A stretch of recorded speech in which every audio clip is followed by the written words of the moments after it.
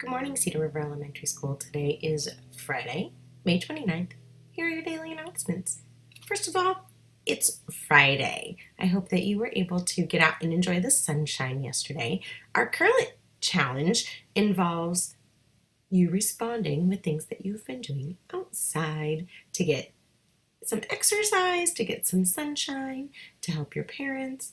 What are some of the things that you've been doing outside? I have a little bit of a list to kind of give you some inspiration and see what sorts of activities are you doing. These are some of my favorites.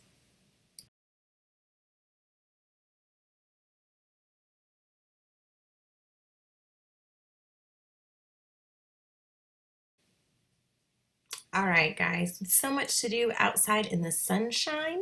What about rollerblading, jump roping, riding your bike? I know that you could also hula hoop, or what about sidewalk chalk? Have you done any of these things lately? I know there are lots more things that you can do, and I can't wait to see the pictures of you playing outside for next week's Sunshine Get Outside Challenge.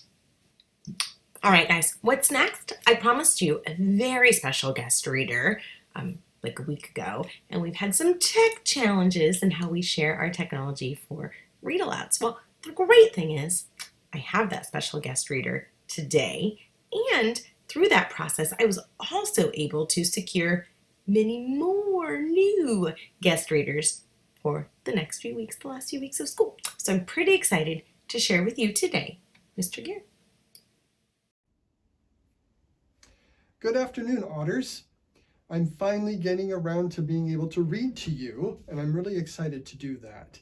It's been very lonely in my office at Cedar River Elementary School with no kids there. I miss you very, very much. Well, today I'm going to read you probably my favorite story, which is called The True Story of the Three Little Pigs. And I know some of you have heard me read it before in your classrooms, but today, for the first time reading to you during remote learning, I chose this book just for you. All right, The True Story of the Three Little Pigs by A. Wolfe.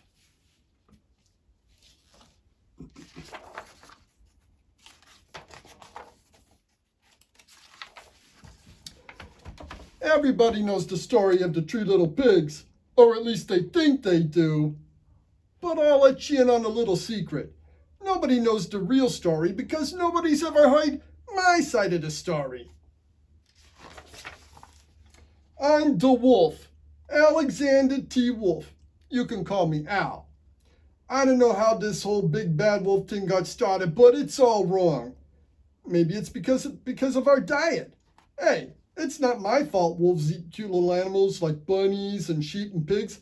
That's just the way we are. If cheeseburgers were cute, folks would probably think you were big and bad too.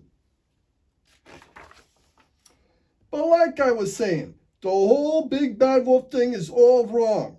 The real story is about a sneeze and a cup of sugar. This is the real story.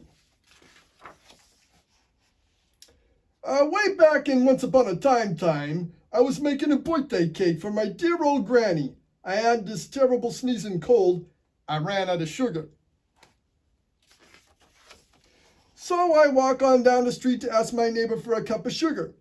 Now, this neighbor was a pig, and he wasn't too bright neither. He had built his whole house out of straw. Can you believe it? I mean, who in his right mind would build a house out of straw? So of course, the minute I knocked on the door, it fell right in. I didn't want to just walk into somebody else's house, so I called, Little Pig, are you in? No answer. I was just about to go home without the cup of sugar for my dear old granny's birthday cake. That's when my nose started to itch. I felt the sneeze coming on. Well, I huffed and I snuffed and I sneezed a great sneeze.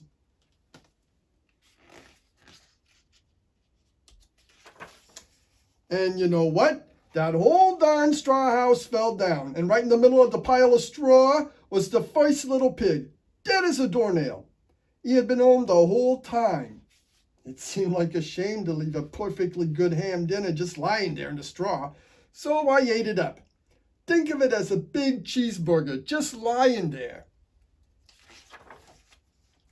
I was feeling a little better, but I still didn't have my cup of sugar, so I went to the next neighbor's house. Now, this neighbor was the first little pig's brother, and he was a little smarter, but not much. He had built his house out of sticks. I rang the bell on the stick house. Nobody answered. I called, "Mr. Pig! Mr. Pig, are you in?" He yelled back, "Go away, Wolf. You can't come in. I'm shaving the hairs on my chin. I had just grabbed the doorknob when I felt another sneeze coming on. I huffed and I snuffed and I tried to cover my mouth, but I sneezed a great sneeze. And you're not going to believe it, but this guy's house fell down just like his brother's. When the dust cleared, there was the second little pig, dead as a doornail. Wolf's honor. Now, you know food'll spoil if you just leave it out there in the open, so I did the only thing there was to do. I had dinner again. Think of it as a second helping.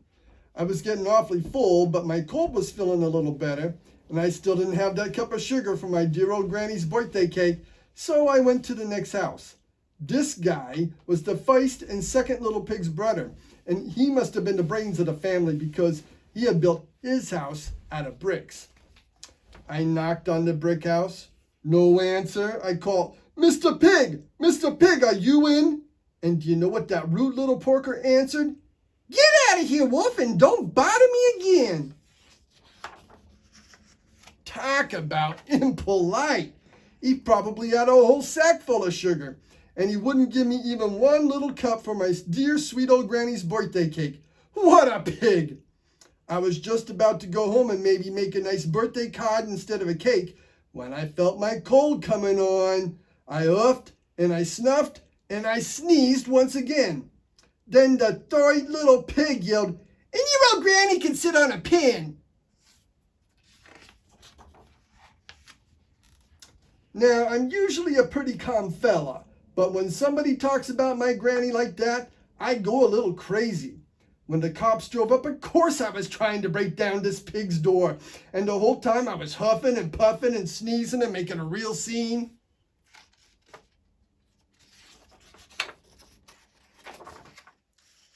The rest, they say, is history.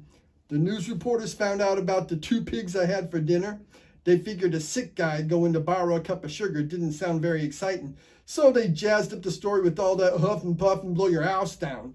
And they made me the big bad wolf. That's it. The real story. I was framed. But maybe you could loan me a cup of sugar. And that's the end of the true story of the 3 little pigs. Now, there was a part in the story at the very end where he said, the wolf said he was framed. I'd like you to think about, if you don't know what that already means, what does it mean to be framed? You might ask your parents to help you out with that. And then when we're back in school sometime, you can come and tell me what it means to be framed. Well, students, it was just a pleasure to get to read to you, and I hope to do that again real soon. And maybe we'll pick out one of my other favorite books that you've probably already heard me read too. But anyway, I hope you have a great week this week doing remote learning with your teachers. I'm hearing such wonderful things, and hopefully I'll be able to stop in and maybe see you on Zoom or somewhere at some point. All right, take care. Bye, students. It is always a treat to hear Mr. Gear read. So thank you, Mr. Gear, for sharing your story with us. And that wraps up our announcements for today. So remember to send in the photos of you getting outside, enjoying the sunshine, or even if it's not so sunny, as I believe it's supposed to be a little bit rainy this weekend on Saturday. So send in your photos. Show me what kind of exciting things you're doing, and I will share them here. Until then, make it a great day, and keep showing your O3s even when you're at home. We'll see you here on